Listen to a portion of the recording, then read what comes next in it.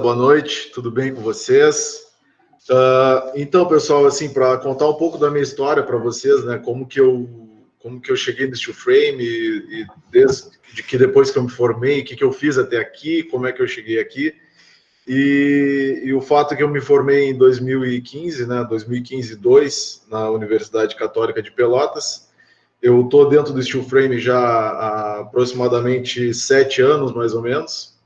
Estou dentro da construção civil há 10 já, e tive a oportunidade de passar por outros setores da engenharia também. Já trabalhei com sistemas convencionais, já trabalhei com estradas, já passei por várias áreas até decidir, né, até optar por trabalhar em steel frame.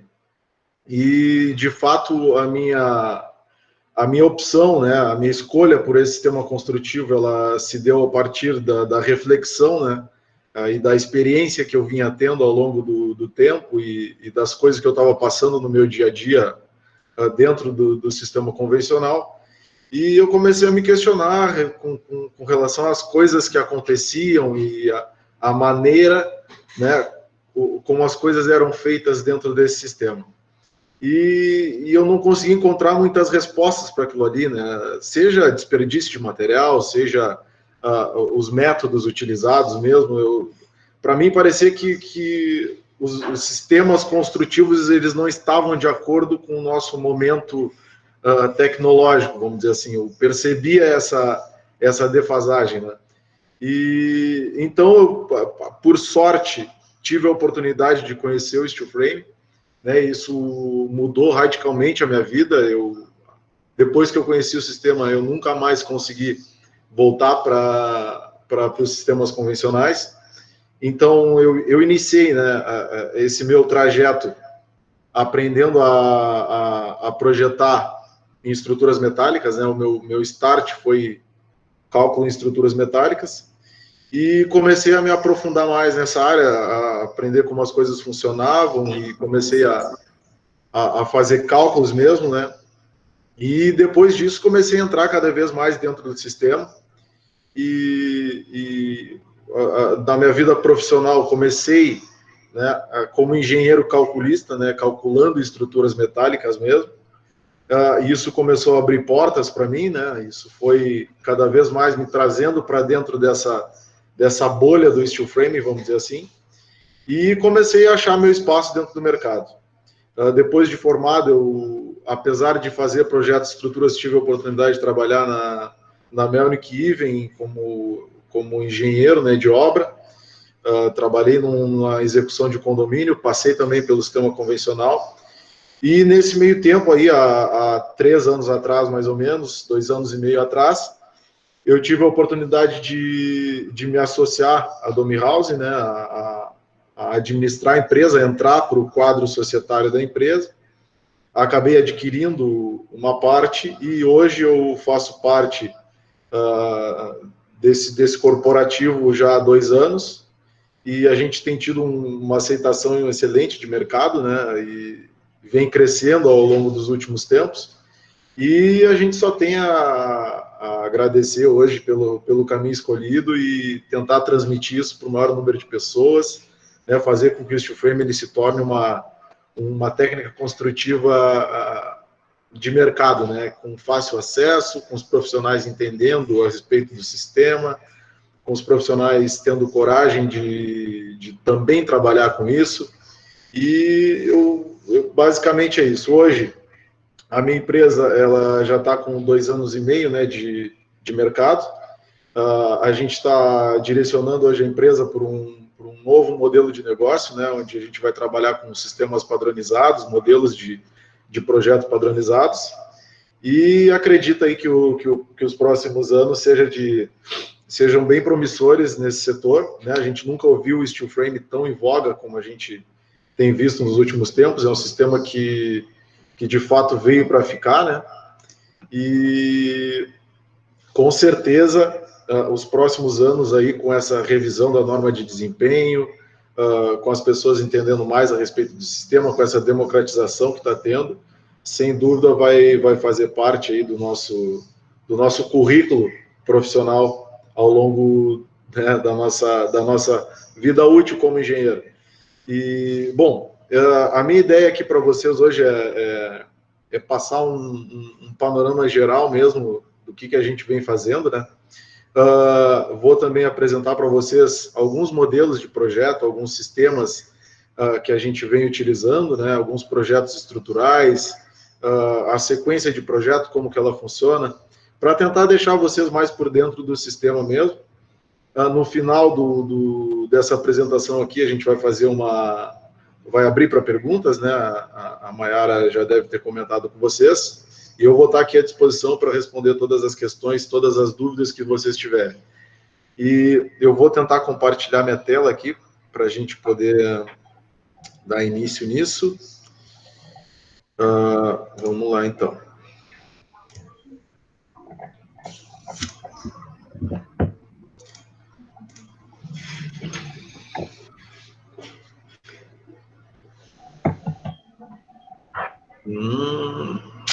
Vamos lá. Mayara, só me confirma se a tela tá exposta, por favor.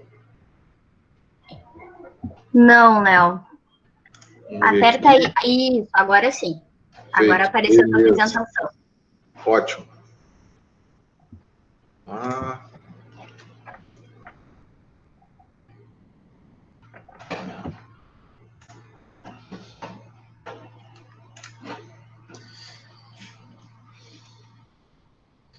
Bom, então basicamente vou fazer uma apresentação bem rápida aqui mesmo. A ideia não é me ater a essa apresentação, é só para a gente poder criar uma linha de raciocínio aqui, tá, gente? Então, bom, trazendo vocês para o contexto histórico do Steel Frame, né? Essa é a primeira obra que a gente tem registro executada em Steel Frame. Ela data de 1933, foi executada em Chicago, certo? Os sistemas Steel Frame, eles são originados no momento pós-Segunda Guerra, né, em função da gente ter tido um grande estoque de aço no mercado, a Revolução Industrial, né, e o aperfeiçoamento, a manipulação do aço permitiu com que a gente conseguisse trabalhar com o aço de uma maneira mais flexível e usar ele de várias maneiras. Então, a partir daí que surge o Steel Frame. Antes disso, o wood frame já era bem disseminado, certo? Então, o wood frame ele já vinha sendo utilizado, né? Que são os perfis de madeira sendo utilizados como elemento estrutural. E vamos dizer que o steel frame hoje ele é uma evolução, né, do wood frame. Então, a gente tem aqui essas datas do início do século passado aí que nos mostram como que esse sistema originou, como que ele iniciou, né? E, basicamente, essa é a composição de uma parede em steel frame. Isso não quer dizer que seja um modelo único, um modelo padrão. Ela é o modelo mais eficiente hoje que a gente tem dentro da empresa, é uma composição própria de dentro da Domi House. E a gente utiliza essa composição na maioria das nossas obras, né? Exceto quando a gente tem algum tipo de revestimento diferente, alguma escolha de arquitetura que necessite a modificação dessa composição, certo? Então, vocês podem ver nesse eixo central aqui, a gente tem a gaiola, né, que a gente chama, que são os painéis de aço, né, unidos através de perfis.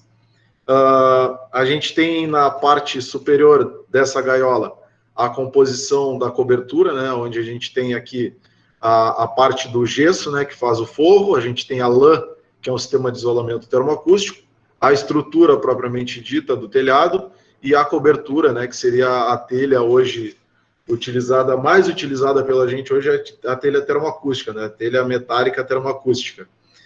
Em função da gente ter hoje muitas casas e muitas obras com telhado escondido, essa acaba sendo a solução mais utilizada até então. Na parte de baixo desse desenho aqui, a gente vê a parte da fundação, né, que geralmente é composta por 4 camadas. A gente tem a parte do aterro, né, que seria a camada número 1. A gente tem a camada da preparação e da base, que seria a camada 2. Essa base, geralmente, ela é feita com pó de pedra ou brita graduada. A camada número 3 é a camada que se refere à impermeabilização desse solo, né? A gente necessita obrigatoriamente que esse solo esteja muito bem impermeabilizado para tu não ter ascensão de umidade para a parte interna da edificação. E a camada 4 aqui, a gente está representando o radier propriamente dito. O radier nada mais é do que uma placa de concreto de aproximadamente 15 centímetros de espessura que abrange toda a área da edificação. Essa espessura, obviamente, que ela é variável, né? Ela vai depender do cálculo estrutural, né? E das cargas que estão agindo nesse radier, mas dentro do nosso mercado, hoje a gente trabalha aí com espessuras de 15 a 20 centímetros aproximadamente de concreto armado, trabalhando nessa absorção de esforços. À direita, onde a gente lê parede externa, essa composição de parede externa, basicamente, ela se divide em 8 camadas, né? A gente tem a primeira camada, que seria a face que fica virada para a parte interna da edificação, é o gesso, né, ou conhecido também como drywall, é uma placa de gesso acartonado. Essa placa ela vem aplicada em cima de uma chapa estrutural, cujo nome é OSB. Essa placa ela é especificamente utilizada dentro de sistemas de construção a seco. Ela é a chapa estrutural mais utilizada no mundo para esse tipo de solução, né, para contraventamento de estruturas metálicas. Agora, na camada 3, a gente tem a parte do frame, né, que seria a estrutura de aço mesmo. A camada 4 é a lã. Essa lã ela vem entre os perfis verticais da estrutura, né? Essa lã ela envolve não só as paredes, mas também a cobertura. Então, a gente tem um envelopamento da edificação com a lã. A camada número 5 é a camada de revestimento externo, composta pelo OSB também. A gente tem OSB dos dois lados da parede. Então, a gente tem a lã, OSB, a camada número 5, que tem a função de, basicamente, contraventar essa estrutura, tanto no sentido vertical quanto no sentido horizontal, né? A gente tem a camada 6, que é a camada da membrana. Ela é uma membrana anti-umidade, ou seja, ela bloqueia a entrada de umidade na edificação, certo? E ela funciona basicamente como a nossa pele. Ela permite que a umidade saia de dentro da edificação, de dentro da parede, mas impossibilita a entrada de umidade através da mesma. Então, é por isso que quando as pessoas dizem que é uma obra muito seca e tal, de fato é uma obra muito seca em função dessa camada anti-umidade. Existem alguns sistemas que podem ser utilizados, né, para dentro dessa camada anti-umidade, né? A gente trabalhou já com o Tyvek basicamente ele é muito semelhante a uma lona, né? Só que ele também tem essa propriedade de impossibilitar a entrada de umidade e ele facilita a entrada de umidade. Ele impossibilita a entrada de umidade e facilita a saída dela. Mas hoje a gente já passou a usar uma membrana líquida, que é um novo sistema que está entrando no mercado, que tem tido um desempenho ainda melhor do que a membrana Tyvek. A camada 7 é a camada de isolamento térmico, que também envolve toda a edificação, né, toda a área externa da edificação. Essa camada é composta por EPS ou isopor. Isopor todo mundo conhece como isopor, só que isopor é uma marca, né? O nome técnico do isopor é EPS. Então, essa camada número 7 é o EPS. Ele tem espessura variável também, ou seja, se eu construir uma casa em Pelotas, eu vou ter uma espessura de EPS diferente do que se eu for construir uma casa no Nordeste, né? Então, para cada bioclima, para cada região, eu tenho uma espessura de EPS diferente. Então, se eu for construir uma casa no norte da Europa, no local mais frio da Europa, provavelmente essa camada de EPS ela vai ter 15, 20 centímetros de espessura, que é justamente para bloquear, né, a entrada de frio ou de calor para dentro dessa edificação. Então, essa é a camada que mais agrega valor, né, mais agrega conforto interno para a edificação. E a gente tem a camada número 8, que basicamente é o revestimento final, né? O revestimento final ele é composto por uma textura especial, a prova de umidade também. Então, hoje a gente pode dizer que essa parede ela é a prova de umidade completamente, né? A gente não tem a umidade ela não tem por onde passar, né? Ela não consegue, a parede não absorve a umidade de maneira nenhuma, porque todas as camadas que a gente tem, elas bloqueiam completamente essa entrada. Então, acho que essa é a parte mais carregada da apresentação, é para vocês se contextualizarem mais ou menos de como funciona, né, o sistema construtivo. Então, basicamente, ele é uma estrutura metálica que forma uma gaiola, e depois dessa gaiola pronta, a gente vem revestindo ela com diversas camadas de revestimento, uma com cada função, uma com função diferente da outra, né? Cada função específica essas camadas elas têm funções diferentes, e isso complementa, vamos dizer assim, toda a composição do sistema, né? Então, quando a gente diz que uma obra é de steel frame, na verdade, o steel frame ele é somente um sistema estrutural, né? A gente tem o steel frame hoje como uma solução estrutural. Então, uma obra ela não é de steel frame, uma obra ela é de construção a seco, e ela pode ser estruturada em steel frame, pode ser estruturada em sistemas de pré-moldados de concreto, ela pode ser estruturada em sistemas de wood frame, ou outros que existam com esta função, né? Então, dizer que uma obra é feita de steel frame não está correto. Então, a gente tem somente um sistema estrutural. Vamos adiante. Então, basicamente, como funciona o processo, certo? Então, vamos dizer que, gerando esse processo dentro da empresa, né? Como é que ele funciona do início ao fim, né?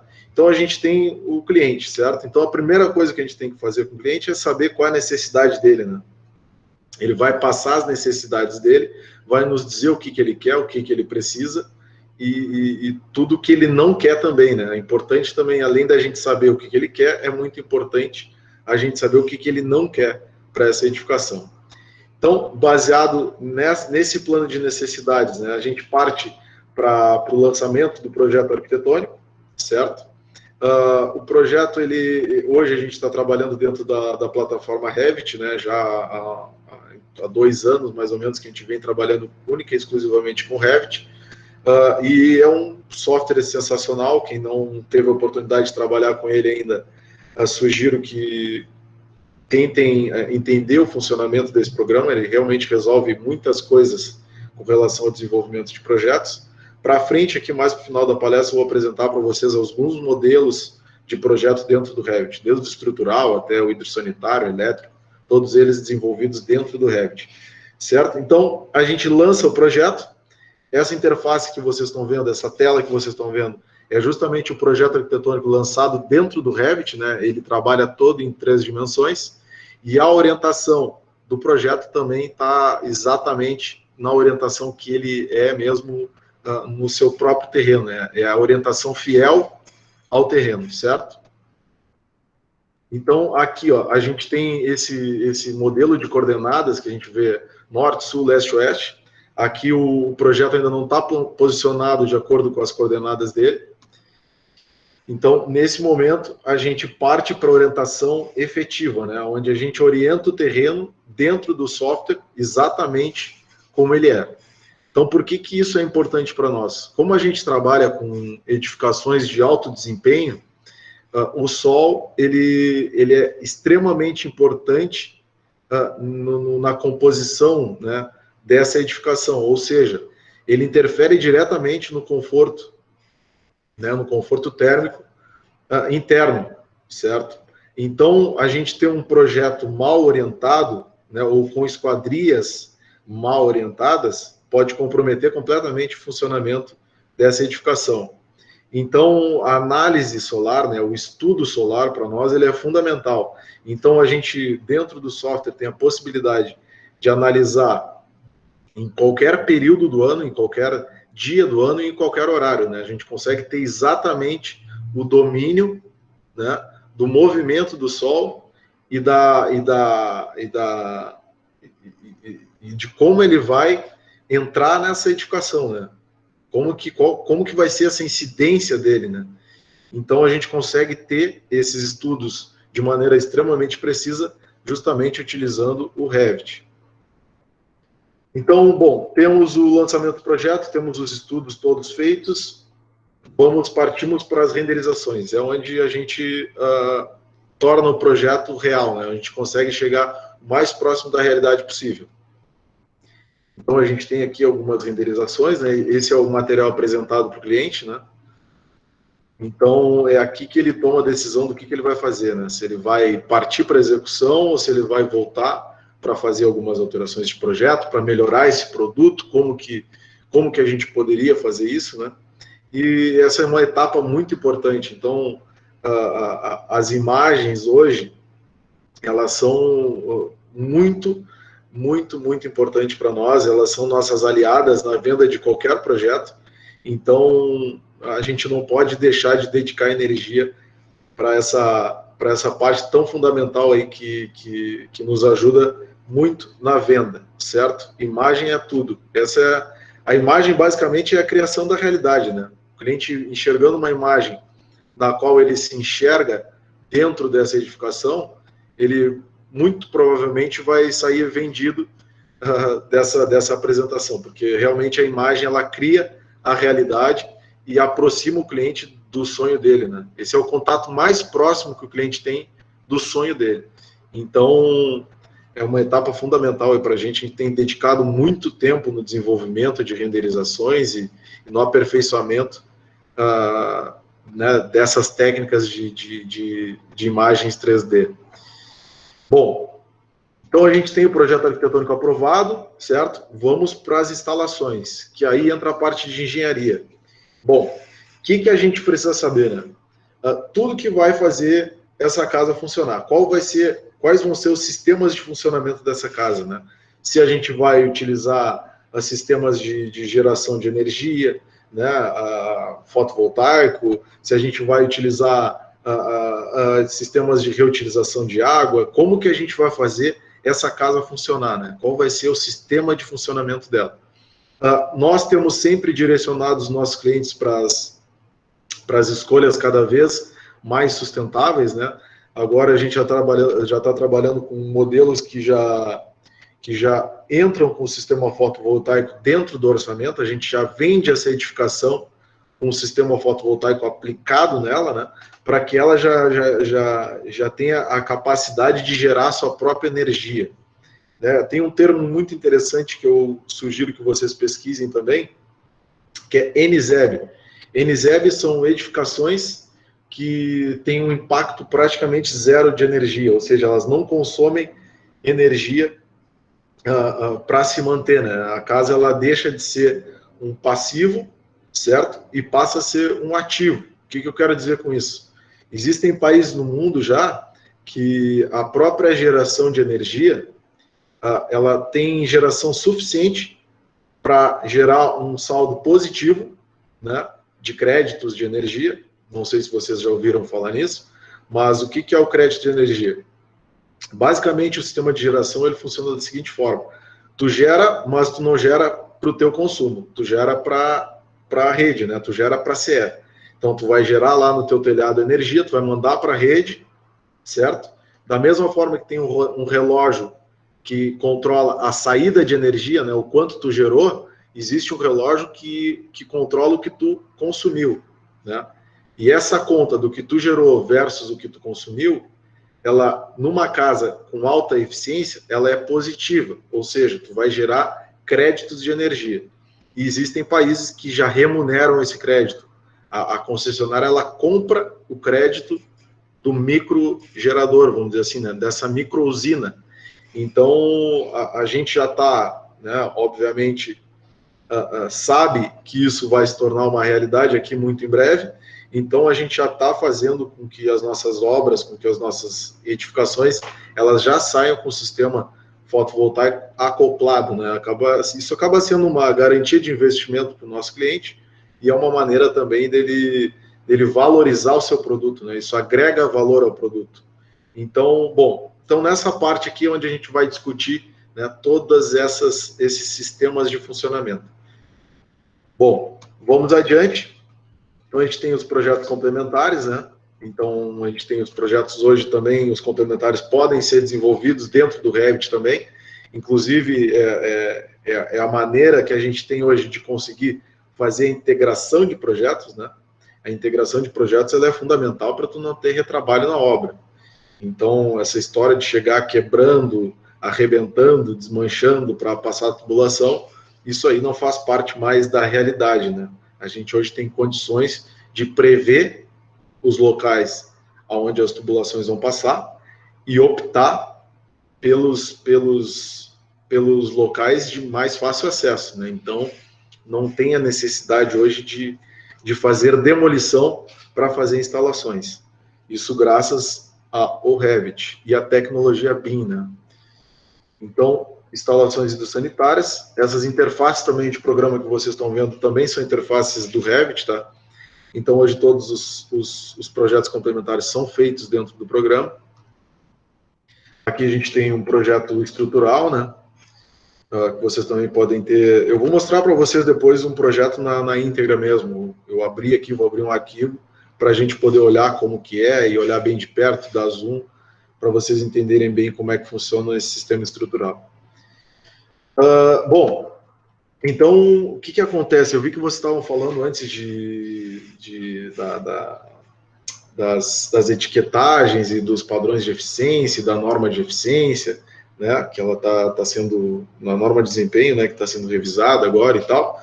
Então, além de tudo isso, hoje a gente também tem o Procel Edifica, né? O que é o Procel Edifica?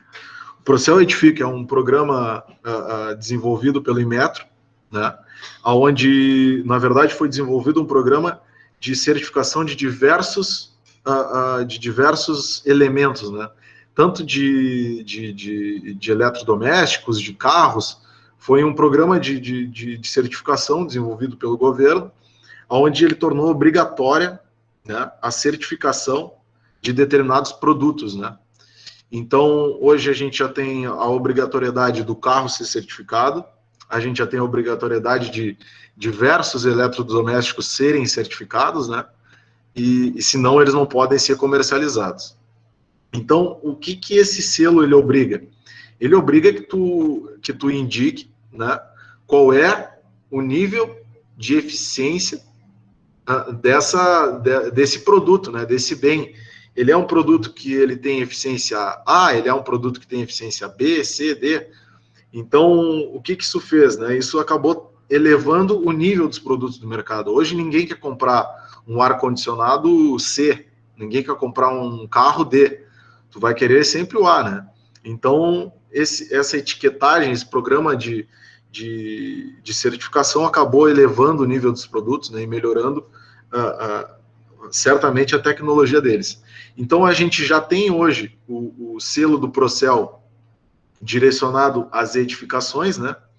Então, só que ele não é obrigatório. Ele é obrigatório para esses outros produtos, porém, para edificações, ele não é obrigatório. Ainda. Então, por quê? Porque a gente não tem essa estrutura, né, muito bem formada ainda está acontecendo esse movimento, né, de padronização, de certificação, de desempenho e de realmente levar isso em consideração. Tem países também que não permitem que tu venda um determinado bem, que tu não pode vender um imóvel se esse imóvel não tiver o nível de eficiência A. É obrigado a tu expor o nível de eficiência dessa edificação e certamente o nível de eficiência dela é o que vai determinar o valor de mercado.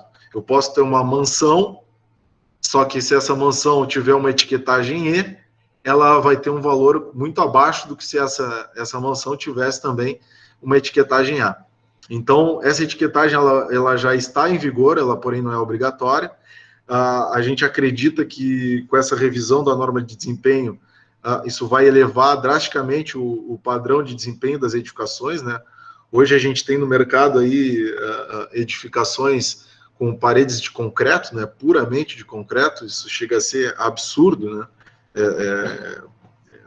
Independente do nível, né, que essa edificação se encontra, independente da classe que ela se encontra, ela pode ter uma excelente, ela pode ter um excelente desempenho.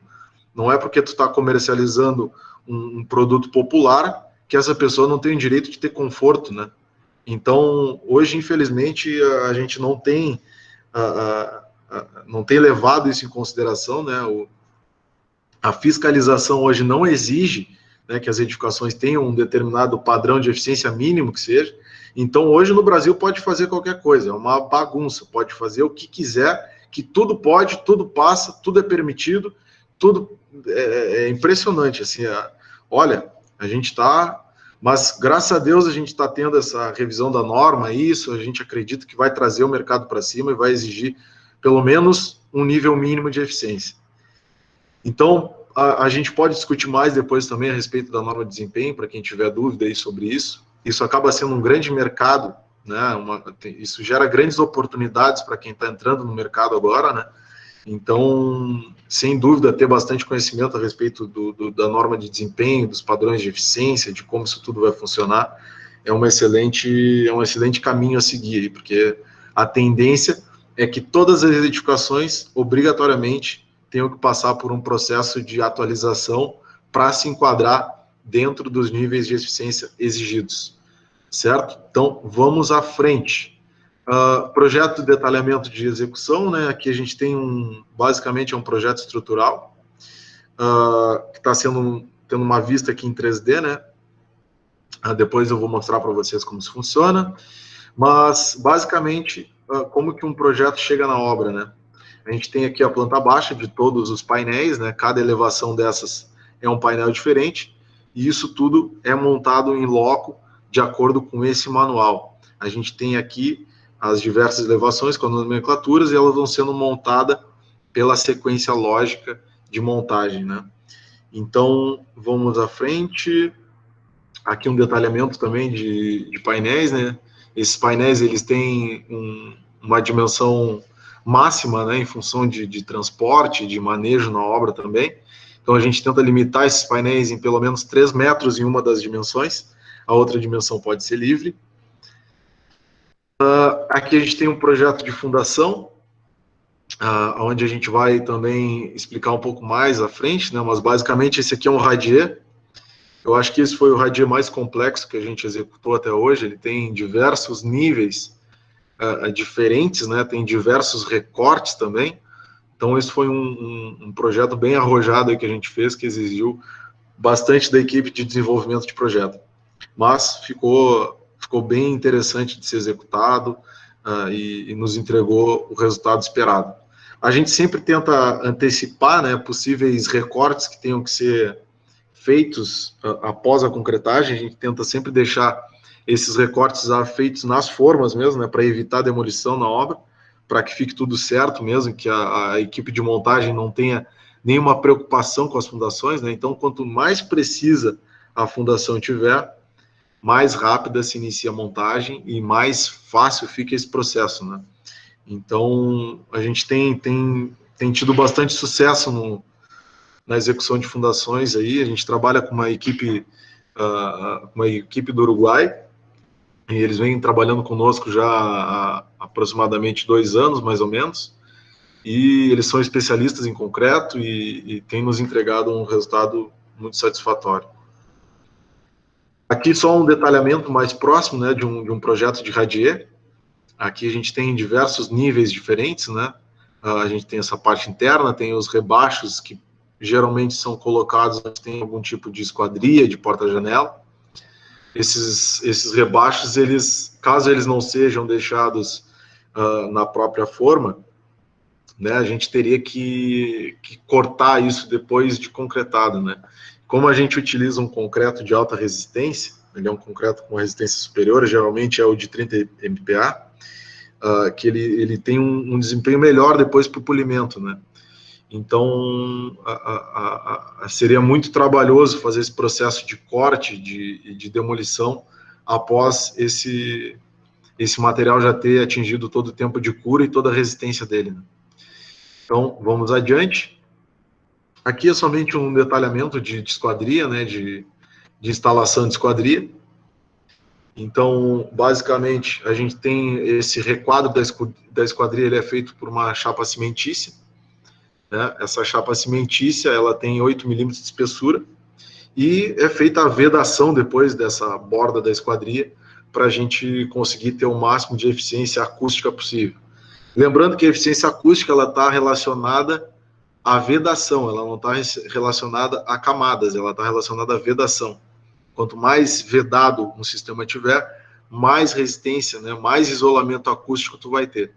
Então, esquadrias de qualidade são fundamentais para obras que necessitam de um alto índice de desempenho acústico. Então, basicamente, essa aqui é uma composição de parede, né? A gente tem aqui um corte de parede e dois tipos de revestimentos diferentes aqui para vocês entenderem um pouco mais como eles funcionam. Então, começando da direita para a esquerda, né? A direita seria a parte interna da edificação e a esquerda seria a parte externa, obviamente. Então, na parte interna aqui a gente tem o acabamento, né, a pintura propriamente dita. Depois desse acabamento a gente tem essa placa de gesso, né, que a gente já falou anteriormente. Depois do gesso a gente tem a camada de OSB. Esse OSB interno ele não é obrigatório, né, ele simplesmente facilita a fixação de determinados objetos. Tu não tem necessidade de ficar procurando o perfil na parede para fixar, né, se for um objeto com peso relativamente grande. Então, o USB ele acaba dando essa flexibilidade para a fixação de objetos. Não que ele interfira, obviamente ele vai aumentar um pouco a resistência, vai agregar um pouco de qualidade nessa parede, né, aumentando o número de camadas, mas a função interna dele principal é facilitar a fixação de objetos, né, simplificar isso. Bom, no eixo aqui, bem no eixo, a gente tem o vão da estrutura de steel frame, né, que seria o aço, né, mesmo. Depois a gente tem a segunda camada de OSB, já à esquerda, né. Daí por diante a gente vai ter essa membrana hidrófuga. Depois a gente tem o EPS. Na parte de baixo aqui a gente tem o EPS. O revestimento, né, que é uma proteção mecânica para o EPS. E a pintura também, o acabamento final. Na parte de cima aqui a gente fez questão de deixar um pedaço que tenha um outro tipo de revestimento. Nesse caso aqui está com madeira, com pedra, né. Então a gente tem a mesma composição do USB, porém, a última camada, antes do revestimento final, é feita com placa cimentícia.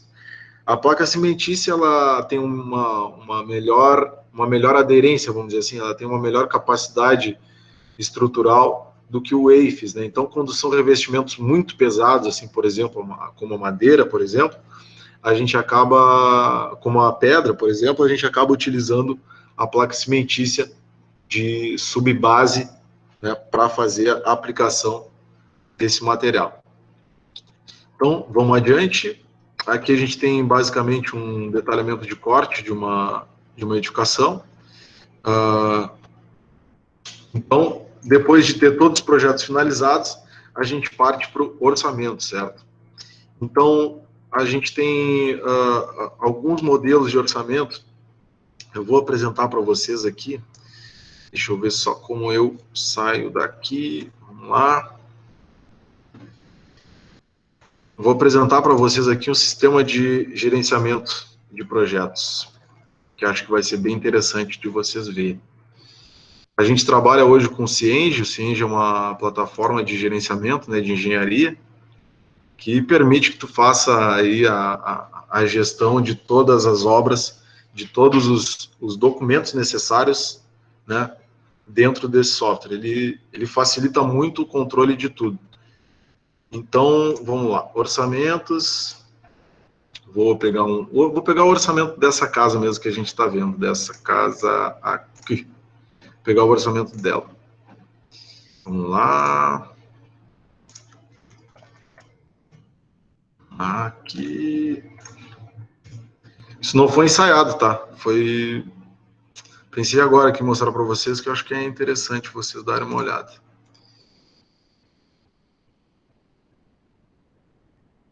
Isso é para vocês terem uma noção do que é um orçamento, né? Basicamente. Vou abrir aqui seria a composição dele mesmo, né? A estrutura do orçamento. Se eu entrar dentro de um serviço aqui, por exemplo, vocês vão ver que tem toda a parte de composição, né, do item.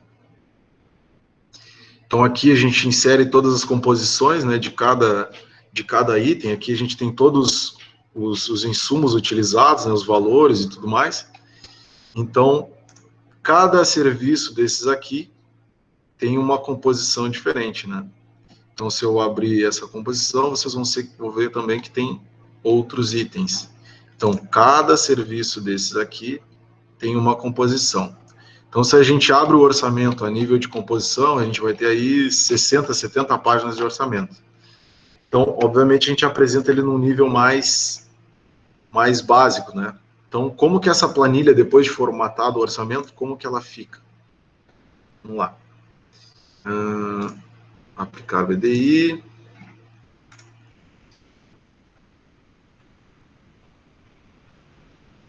Então, essa, basicamente, é a estrutura orçamentária que a gente apresenta para o cliente, né? Então, aqui a gente tem todos os itens, né? Separados individualmente. E isso é apresentado para o cliente. Isso serve também para a gente como essa é a nossa Bíblia, né? A gente tem que cumprir isso aqui à risca, sempre. Então, o orçamento ele é a base de tudo, né? Ele que determina todos os outros documentos necessários, contratos, medições, tudo parte do orçamento. Então, é fundamental que o orçamento ele seja muito bem feito, né? E ele seja real. Então, se hoje me perguntassem qual é a área mais importante, né, qual é o item mais importante dentro de um projeto, é o orçamento. Tudo começa pelo orçamento. O teu lucro ele começa pelo orçamento. O fato dele entrar dentro do orçamento do cliente é fundamental também. Não adianta a gente ter e desenvolver um projeto sensacional e ele ficar fora da realidade do cliente, né? Então, o orçamento ele é de extrema importância e é a base para toda a sequência da obra. Então, aqui só para explanar para vocês um pouco do orçamento, como que a gente funciona, né? Então, se vocês olharem dentro, só curiosidade mesmo, se vocês olharem aqui dentro, a gente tem tudo, né? Planejamento, acompanhamento, as partes de orçamento, suprimentos, aqui a parte de compra, medições, contratos. Então, esse software é sensacional. Cienge. Também é uma excelente oportunidade de mercado. Nenhuma construtora trabalha com software de gerenciamento. Algumas trabalham, óbvio, né? Mas é uma plataforma que, sem dúvida, quem tem uma construtora hoje e não tem um software de gerenciamento, de gestão, pode ter certeza que tem grandes problemas, porque ele vai ter que gerir tudo por um Excel. E isso é impossível. Então, é uma excelente oportunidade para quem está entrando no mercado também, se aperfeiçoar e conhecer como funciona esses sistemas de gerenciamento. O Cienge hoje é o mais utilizado no Brasil, né? Então tem outros programas também, tem outros softwares, a gente trabalha com o Cienge, porque foi o que a gente conseguiu se adequar melhor. Então, voltando aqui, né, para a nossa apresentação, então a gente fez orçamento, desenvolveu orçamento, aprovou todos os projetos, tudo certo, então a gente parte para a obra, beleza? Então, início do período obra. Então, aí, do 0 aos 30 dias, né, numa linha do tempo aí, a gente tem toda a parte de serviços preliminares e fundações, né? É fundamental que nesse período, enquanto as fundações estão sendo realizadas, a gente já vai fazendo a pré-fabricação dos painéis, né, a pré-fabricação de todos os elementos que são feitos dentro da fábrica, né? Então, a gente tem aí esse tempo inicial de 0 a 30 dias para fazer toda essa parte de fundações e toda a painelização feita em fábrica. Basicamente, a gente tem um material estocado depois, né? Então, esse aqui provavelmente deve ser toda a parte estrutural de uma casa. Enquanto isso, a gente está fazendo o radier, certo? Aqui vocês podem ver todas as camadas, né, que a gente tem na parte da fundação, desde o aterro até a base, né? O radier, ele tem esse aspecto depois de concretado. A gente tem utilizado muito o sistema de polimento nos radiers, ele tem ficado como um acabamento final já em algumas obras. Enquanto isso, a gente está trazendo essas estruturas, né? No mundo ideal, a gente finaliza a fundação, essas estruturas têm que estar lá no máximo dentro de 7 dias para a gente iniciar a montagem. Então, finalizou o radier, iniciou a montagem da estrutura e telhado. Então, basicamente, a montagem é realizada por uma equipe de aproximadamente 3 a 4 pessoas, né? Essa montagem ela é muito rápida, é onde a gente ganha muita velocidade. Então, a gente tem todo esse sistema estrutural já pré-fabricado, né? A gente tem esses painéis que chegam na obra e é somente executada uma montagem desses elementos, certo? Nesse período de 30 dias, a gente tem que levantar esse aço, deixar essa gaiola toda pronta e vir com os revestimentos em chapas, né? Então, essa fase de estrutural, essa fase de montagem da estrutura, ela de fato é muito rápida, né? E o interessante do sistema é que o poder do tempo ele está na nossa mão, ou seja, se eu quiser dar muita velocidade numa obra, eu posso colocar mais pessoas e eu não estou limitado por cura de material ou por nenhum outro fator que possa interferir, né, no tempo de execução dessa obra. Simplesmente eu coloco mais pessoas para executar. E aí eu consigo dominar esse prazo para mais ou para menos, né? Então, o bom de uma obra de construção a seco é que tu consegue ter um controle dos prazos muito relacionado à quantidade de pessoas que tu bota na obra. Porque esses elementos eles já vêm prontos para serem utilizados, né?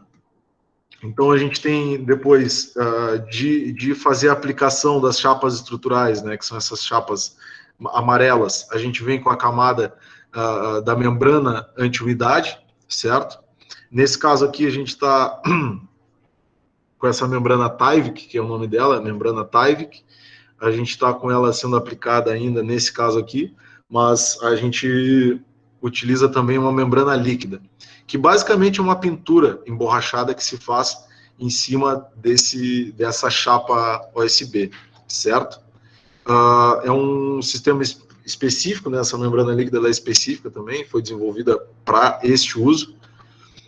E depois de envelopar toda a casa, ela tem esse aspecto, né? Ela fica com esse aspecto, toda a superfície externa da casa deve ser envelopada com esse material anti-umidade. Então, finalizada essa etapa, nos 60 dias, aproximadamente, a gente inicia com as camadas de revestimento externo, certo? E toda a parte de instalações e esquadrias. Então, como que a gente tem um aspecto interno, né, de uma obra de steel frame? Então, as instalações todas elas são realizadas dentro da parede vazia, né? Existe uma facilidade muito grande para fazer isso, porque tu não tem que demolir nada, é simplesmente passar as tubulações pelo vão, né? Então, isso facilita muito o processo de instalações também. E não só para elétrica, quanto para hidráulica, né? Então, geralmente, esse serviço, ele entra uma vez só na obra, né? A gente costuma hoje não executar mais a parte de instalações antes de fazer a fundação. A gente deixa algumas esperas na fundação e vem com as equipes de instalações elétricas e hidráulicas entrando uma vez só na obra. E essa etapa aí demora em torno de 2, 3 semanas, mais ou menos, para ser concluída. As camadas de revestimento externo, esse material branco que vocês estão vendo é a camada de isolamento térmico. E esse reboco cinza é essa camada de proteção mecânica que a gente aplica em cima do EPS. Muito bem, vamos adiante. Aqui o aspecto já quase final de uma obra, né? Vocês podem perceber que é muito difícil distinguir se uma obra é de steel frame ou não, porque o aspecto visual dela é muito semelhante a uma obra de alvenaria. E vamos para a finalização, né? Então, a gente tem aí dos 90 aos 120 dias, isolamentos, fechamentos, infraestrutura externa. Então, a gente vem com o fechamento da parte interna, né? Ali com as lãs e a parte de gesso mesmo, drywall. E a partir dessa etapa aqui, a gente só tem que entrar com acabamento. Então, aqui, pintura e acabamento final. Então, aqui são só algumas ilustrações, né, de como fica o aspecto interno final de uma obra. Aqui um revestimento de madeira. Aqui uma outra casa também. Aqui tem alguns comparativos aqui entre steel frame e alvenaria. Eu particularmente eu não gosto muito disso, porque eu não tenho nada contra a alvenaria, mas de fato o steel frame hoje ele é extremamente superior, né? Não que uma casa de alvenaria não possa ser boa, ela vai demorar um pouco mais, mas se tu tomar os devidos cuidados de isolamento, não deixar a parede nua, somente com tijolo e reboco, ela pode ser uma casa muito boa, sim. Antigamente se faziam paredes com paredes duplas, né, com materiais de isolamento, e não sei por que ao longo dos anos aí o pessoal foi perdendo foi deixando de dar importância para os isolamentos, né, e foi cada vez migrando para modelos mais baratos, só focando em lucro e esquecendo completamente o conforto dessas edificações. Mas isso é um comparativo, eu vou passar isso aqui para vocês depois, né, caso vocês queiram ter um pouco mais de estudo em cima disso aqui. Mas hoje a gente tem aí um sistema muito superior, né, que nos entrega resultados extraordinários. Então, vamos lá.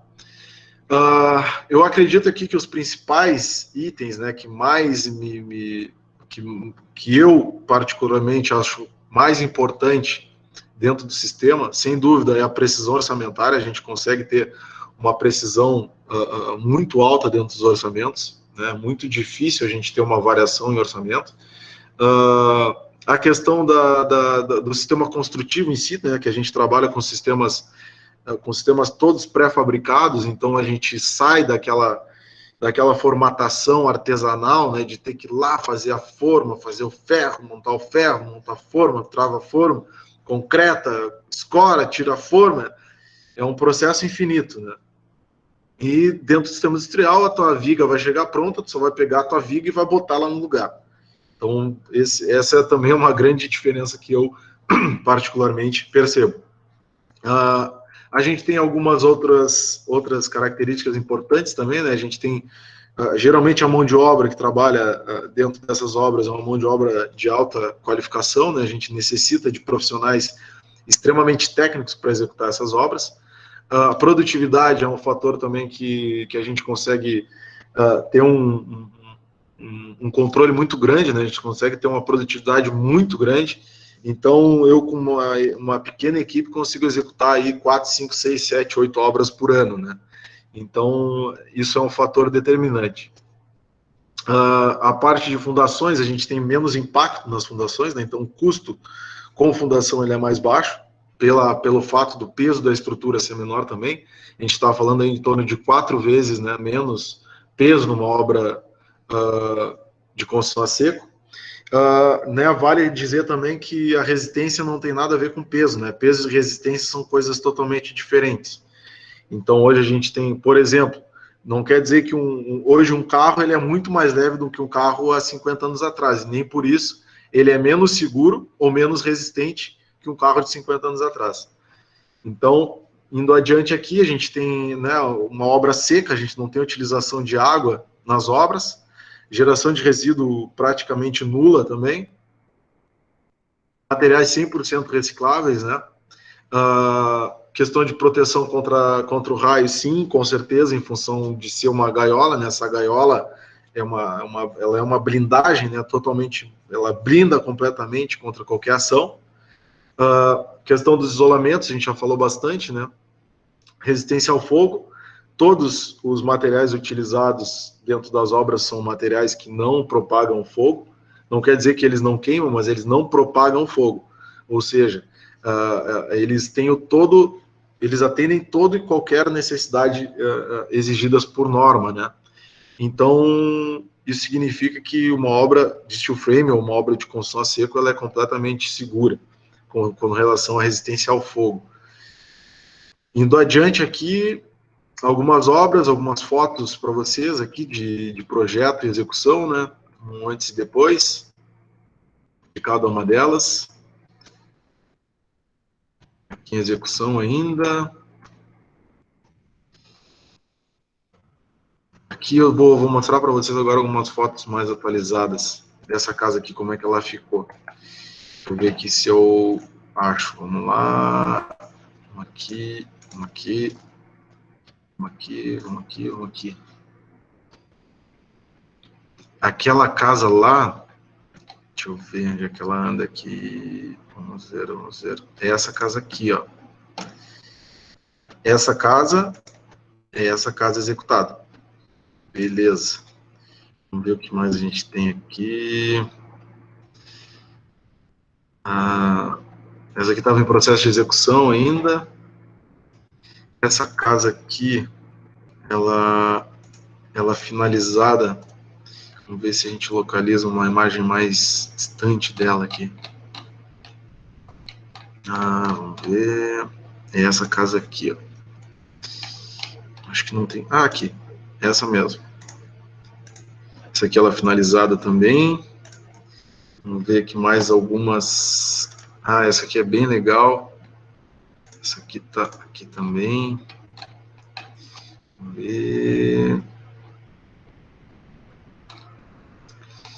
Cadê essa aqui finalizada? Essa eu gosto muito dessa casa. Achei que ela ficou de extremo bom gosto. Ficou sensacional. E vamos indo adiante aqui. Bom, pessoal, eu tenho mais algumas imagens aqui somente. Não quero me estender muito também. Eu vou disponibilizar essa apresentação para vocês terem acesso a esses documentos mesmo. E eu vou abrir para a Mayara para ver como é que a gente está de tempo aí, para não estourar muito vocês também. Eu vi que já deu 1 hora aqui. E vamos lá, Mayara. Pessoal, alguém tem algum questionamento para o Léo?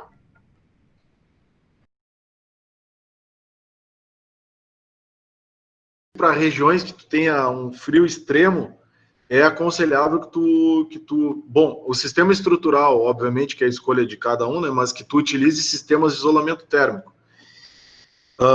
Então, basicamente, só para vocês terem uma noção aqui a gente tem um comparativo, tá, de paredes.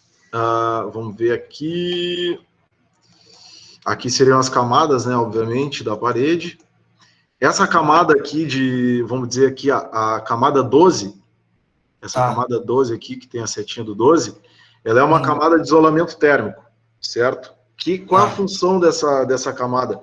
Ela impossibilita a passagem de calor ou de frio para a parte interna da estrutura. Ela blinda completamente a casa, ou seja, a casa ela passa a funcionar como uma geladeira, como uma caixa térmica. Então, ela não só armazena a temperatura interna, como ela não permite a passagem de calor ou de frio através dessa camada. Então, o que eu quero dizer com isso é que a estrutura interna da parede, ela vai estar sempre trabalhando dentro dos 20 graus. Tá? Mas, com certeza, se vamos dizer que a estrutura está completamente exposta ao frio, isso não teria problema nenhum, porque, cara, a gente está falando de aço, né? O aço, ele é um dos materiais mais resistentes que a gente tem hoje, né? Então, não teria nenhum tipo de problema, assim, relacionado ao frio. Óbvio que a gente tem essa camada de isolamento térmico que blinda a casa, né? Que não permite que esse frio chegue até a estrutura, mas se porventura passasse, não teria nenhum tipo de problema relacionado a isso. Bom, a gente está um pouquinho apertado no tempo, agora vamos para a terceira palestra no ciclo, mas antes, Léo, gostaria muito de agradecer o teu tempo, a tua disponibilidade, por compartilhar conosco todo o teu conhecimento, também o serviço da tua empresa. Foi, acredito, de grande valia para todos. Conseguiram conhecer mais um pouquinho do assunto, até porque o steel frame, ele tem um certo preconceito, bem menor do que tinha alguns anos atrás, mas eu acredito que ainda tenha um certo preconceito diante dos sistemas construtivos mais usuais que a gente tem no mercado. Mas com certeza vai ser cada vez mais amplo. Com certeza, com certeza. A gente está aí na luta para quebrar esses paradigmas aí, para puxar essa revolução, ajudando todo mundo que queira entrar nisso aí com a gente. E eu queria agradecer também vocês por terem me dado essa oportunidade, né, de poder expor o meu trabalho. Quem tiver curiosidade, interesse em saber mais a respeito do steel frame, a gente tem o perfil da empresa, né, que para quem quiser acompanhar nosso trabalho, @DomHouse Brasil. Eu tenho meu perfil profissional também, que eu costumo expor mais coisas técnicas e um pouco mais a fundo dentro do sistema construtivo, que é @eng.leonardofarias. Podem seguir lá também, fiquem à vontade para dialogar, para perguntar, para questionar, para brigar, se quiserem brigar também. E vamos discutir isso, que a nossa responsabilidade aqui como profissionais é trazer cada vez mais melhores soluções, melhores sistemas, e fazer com que esse país cresça e se desenvolva aí dentro de matrizes construtivas de excelência. Feito, gente. Obrigado. Queria agradecer a vocês aí e fico à disposição aí para novas oportunidades.